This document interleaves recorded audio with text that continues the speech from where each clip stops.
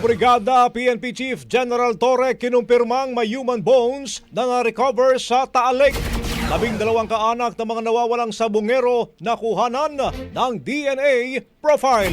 Mula dyan sa Campo Crame, Brigada Cat Austria, ibrigada mo! Brigada Live Report.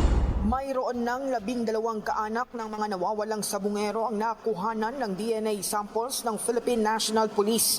Ayon kay PNP spokesperson Brigadier General Jean Fajardo, ang mga sample na ito ang gagamitin sa cross-matching para malaman kung tutugma ito sa mga buto na nakuha sa Taal Lake.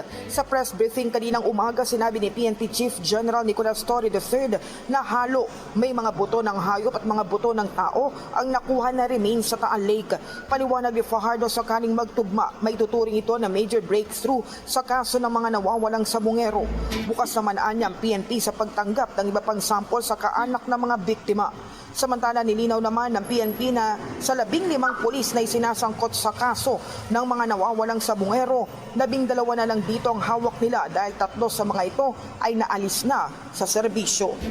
In the heart of changing lives, ako si Brigada Cat Austria ng 105.1 Brigada News of Manila, The Music and News Authority. Bagong-bago. Ang bahaging ito ay hatid sa atin ng DriveMax Herbal Capsule. Lalaking angat, tumatagal.